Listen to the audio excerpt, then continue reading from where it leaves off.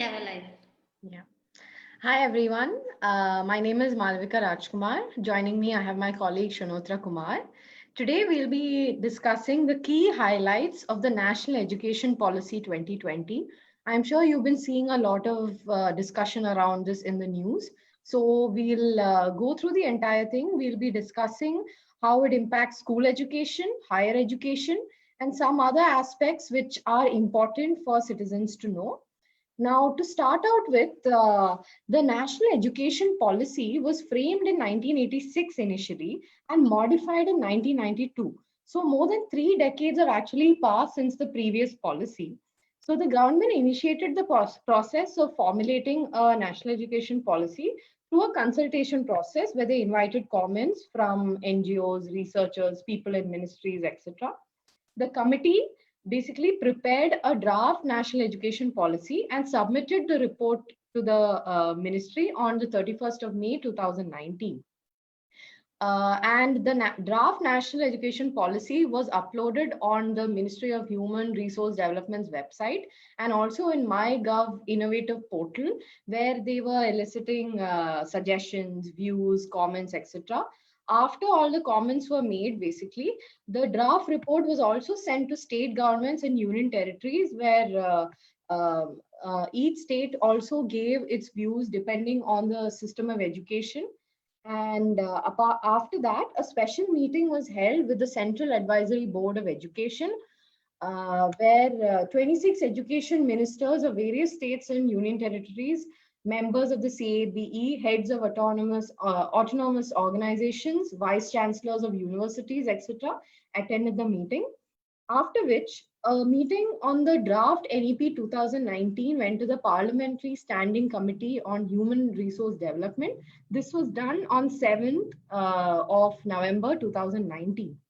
So, based on the standing committee recommendations, the draft was also made, and finally, the National Education Policy 2020 came out with significant changes to the education system.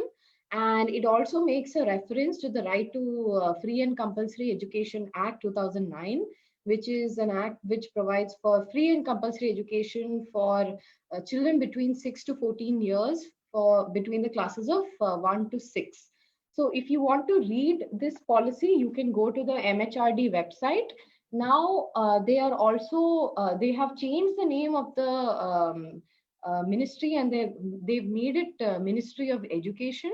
But currently in its form as of today, it's still the Ministry of Human Resource Development. So you will be able to find a copy of the National Education Policy there. Now, Shanotra will take you the impact of the policy on school education. So with respect to school education, one important thing that the NEP does is that it will do away with the whole 10+2 academic structure that currently exists. And in its place, it introduces a new structure that will divide schooling into a 5-3-3-4 format, which basically means covering that basically the new structure covers education from the ages of 3 to 18, unlike the 10+2 structure, which covered education only from between 6 to 18 years. So, what this new structure does is it essentially brings in preschool under its framework. Now, to talk about this 5-3-3-4 structure, the first 5 years would be called the foundation stage, which is 3 years of preschool and class 1 and 2. Then the next 3 years is the preparatory stage, which would include class 3, 4, and 5. Then the other 3 years would be considered the middle stage, which includes class 6, 7, and 8. And the last 4 years is called the secondary stage, which includes classes 9 to 12. Now, starting with the benefits of bringing preschool under this framework is that the NEP regulates and formalizes the kind of learning that happens at this stage. Now, research has indicated, which by the way the policy also takes a note of, that about 85% of brain development happens before the age of 6. Now, if you focus and give importance to the kind of learning that happens at this stage, it could have a significant impact on the child's future and future learning and development.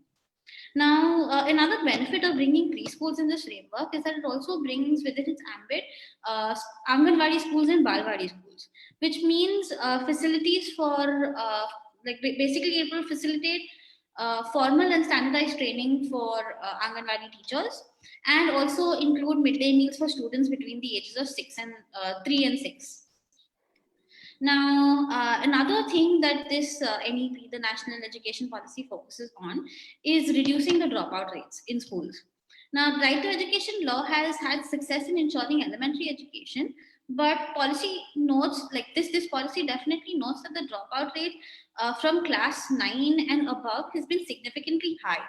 So, to tackle this specific issue, the government will be investing in infrastructure, teacher trainings, and schemes to ensure that children of, say, migrant laborers who are dropping out owing to their parents' occupation or any other reason are brought back into the mainstream education.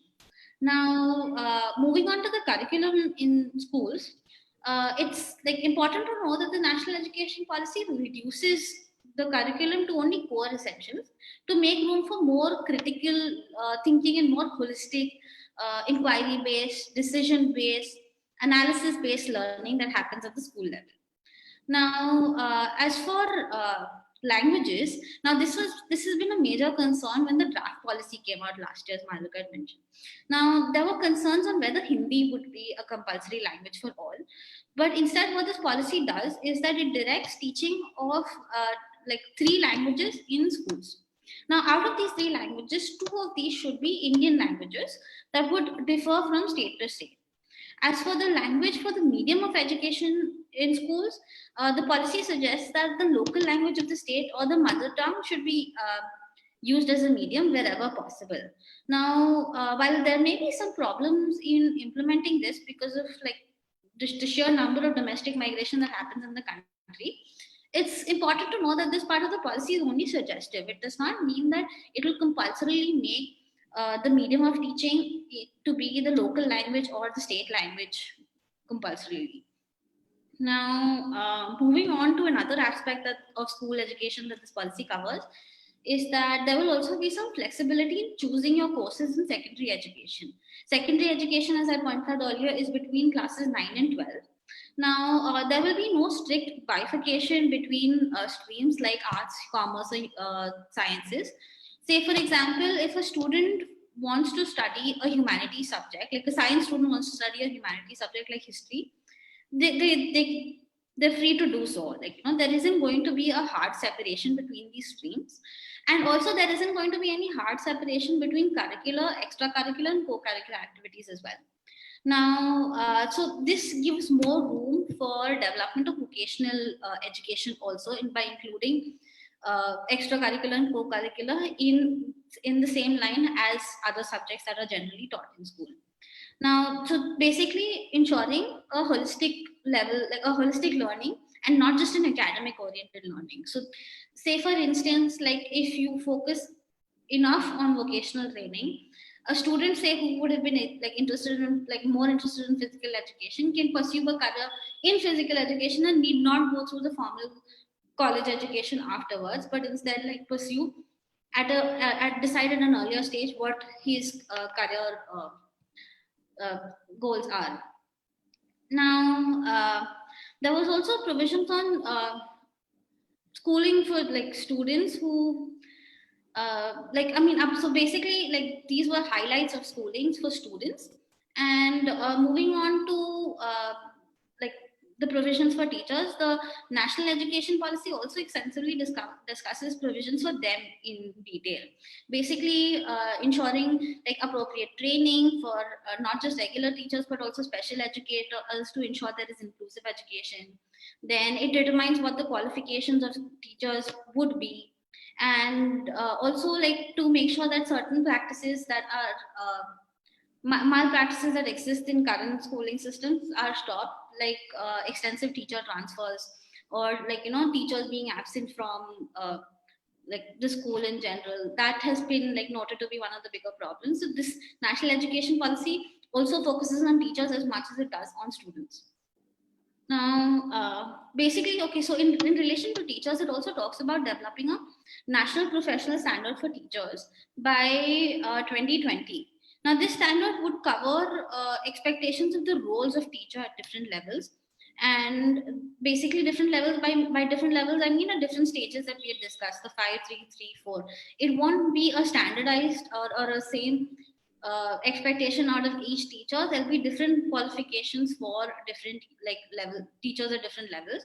And basically all competences, like basically who would be competent at every stage, like at each stage, would be also determined by the national education policy.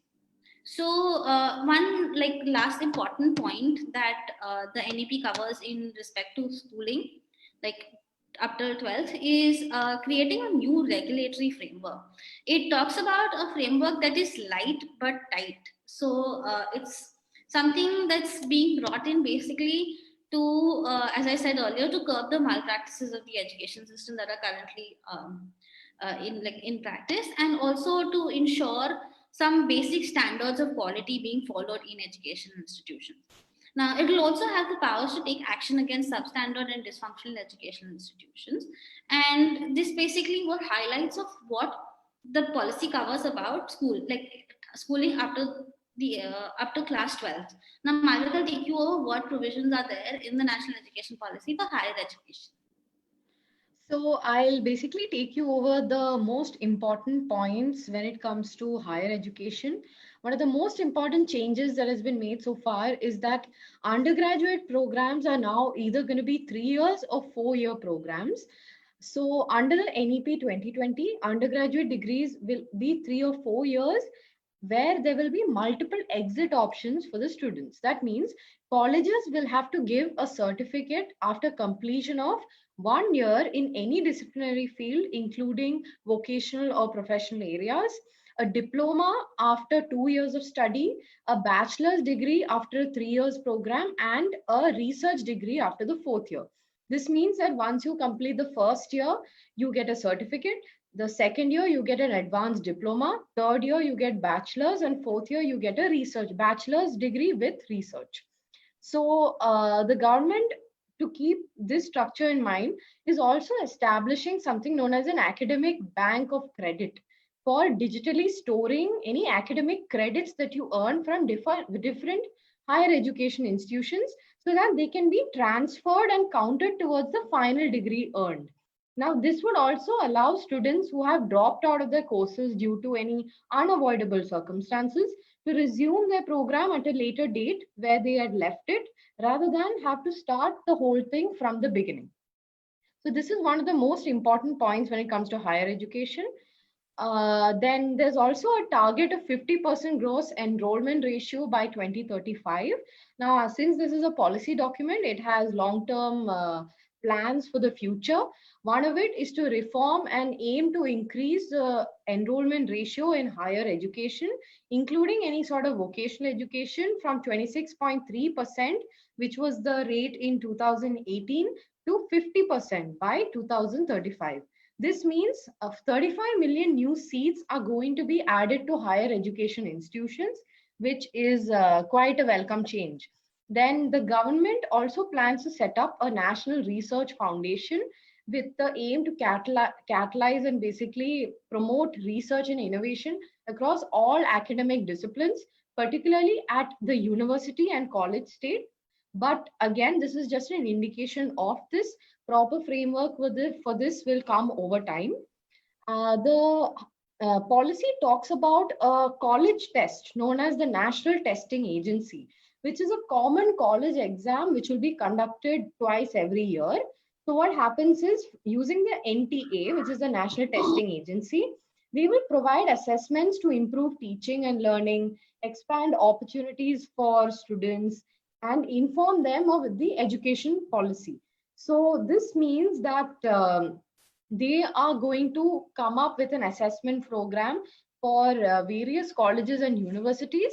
But at the same time, it is written very clearly in the NEP that this is left up to the individual universities and colleges to use the NTA assessments for their admissions.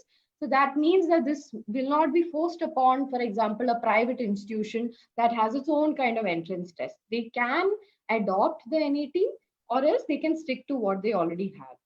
Now, apart from this, one of the main highlights of the higher education sector is that over the next 15 years, colleges will be given graded autonomy to give degrees. This means that the affiliation with universities are going to end, and these institutions will be given the status of deemed to be university.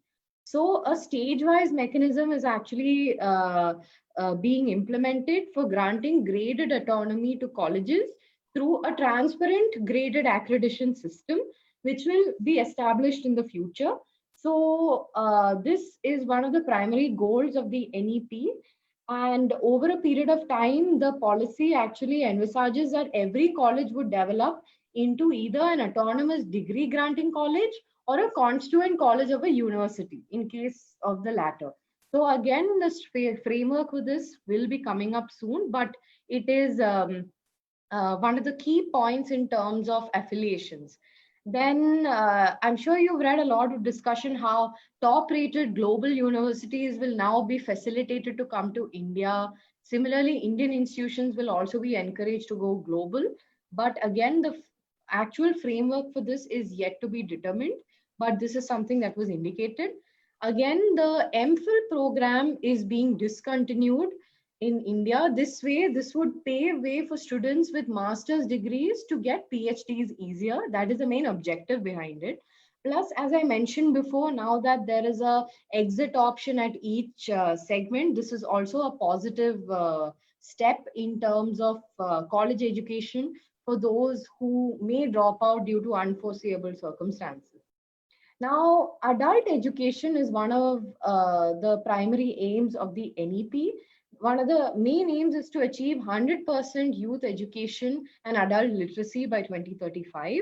So the authority that will be working with this regulatory authority, which they will be setting up, will be working on a curriculum framework for this, where they will, some of the objectives for this curriculum framework have been given in the policy, including a foundational literacy and numeracy, critical life skills, including financial literacy, digital literacy, commercial skills, healthcare and awareness, childcare and education, and family welfare, vocational skills to increase opportunities in local employments, basic education, including preparatory, middle, and secondary stage education levels. They are also encouraging for holistic education in terms of courses in arts, science, technology, culture, sports, recreation. And apart from that, they are also very specifically targeting critical life skills as a particular course. So this framework is basically kept in mind so that adults uh, can actually join courses at a later stage. And these objectives are important because the teaching and learning methods of adults are very different from children. So the NEP actually goes into how the curriculum will be framed for adult education, which is quite an important point. Now, Shanotra will talk more on professional education and digital education. So, under the NEP, universities offering professional courses are required to make their courses, the course structure more multidisciplinary, which basically means that they're supposed to offer courses outside their discipline also. So, the NEP uses the example of a standalone agricultural college. So, in such a case, if this college providing agricultural professional education, they will be required to offer other courses, the courses from other fields also. Now, this is to ensure that the student gets the option to study subjects outside the area for a more holistic learning, like as Malvika had mentioned. So, the NEP basically makes this, it's somewhat similar to the model that's also adopted in schooling systems, where students are allowed to pursue subjects beyond their stream as well. Here, it is to ensure that course people being offered, say, for instance, a technical course, should be able to opt for a humanities subject as well, to basically to broaden their scope of, like, to basically broaden their understanding of what the topic that they're studying is, and also to be able to get an all-rounded perspective on their learning. Now, there is also a great amount of emphasis on legal and healthcare education. Now, apart from enhancing the course curriculum, the NEP also requires state to offer, like, such education, the legal and healthcare education, in the state's regional languages wherever possible. So this was the bit on professional education. Like it's put a lot of emphasis on being able to, as some experts are calling, mix and match their courses into, like, basically say if someone is in IIT, they should also have the option of choosing a subject from humanities and political science if they want to have much, like if they want to connect their course somehow to understanding a better holistic perspective of what they're actually studying. Now, moving on to digital education and use of technology, there's a lot of emphasis given on this in the NEP. Now, it talks about creating a national educational technology forum to provide a platform for free exchange of ideas and on understanding how use of technology could enhance learning, assessment, planning, and administration, and so on for both schools and higher education. Now, it's like important to note when the last policy came out, development of internet and other forms of ICT was not something they could foresee, or in fact even create a system where they could incorporate all of these like disruptive technologies, as the policy calls it. They couldn't incorporate them into the system. But what this policy claims to do is that it says that it's prepared for any new technological advancements by making structures that would accommodate for new innovations in ICT. The example that it uses, and it like particularly talks about how development of AI can be, like artificial intelligence can be used in order to enhance delivery of education in the country. Now, finally, in light of the current pandemic or like any other future calamities of such scale that might come in the future, the NEP also addresses online delivery of education. This is an issue which most schools have been facing right now, and we've had discussions in the past where we've tried to figure out if RTE actually uh, figures out basically if RTE accommodates has provisions for online delivery of education, but as most discussions ended, they were basically at the note that RTE was not, like, no one foresaw, like no one saw this pandemic coming. No one saw a situation coming where most of us would be in schools, like in homes, and not be able to attend schools, and all the problems associated with online delivery of education. But what this national education policy does is that it claims that it's going to accommodate, basically take existing structures that are already there and also come up with new structures where they can effectively make sure that delivery of classes happens online. Now, as I said, like, it encourages using digital platforms that are and ongoing ICT based educational institutions that are already present. How basically you could optimize these current structures and expand them to meet your current or any future problems that might arise in delivery of education. This is something that it talks about in detail. While the exact specifics of this are yet to be decided as the policy develops in the future, like, but this is something that, like, focus on digital and education and use of technology is a very positive point that has been inculcated in this policy. Now, basically, like, as we see, different provisions being made for, say, professional education, digital education, and use of technology. A lot of this depends on access to technology, right? Like, and in India, like, we know that there is a digital divide between metro cities and other parts of India. The policy actually also incorporates provisions of how you can tackle this divide. Now, it's going to be very interesting to see how they actually go about it, although there is a provision on tackling the divide, but there are no specifics on how they're going to be doing it. And all of it is, of course, going to be left to implementation, which I'm going to let Malvika cover more on, basically how the implementation of the policy is going to work. So the national education policy may give specific focus on implementation with respect to the Central Advisory Board of Education. So basically the CABE is the highest advisory body to advise central and state governments in the field of education currently.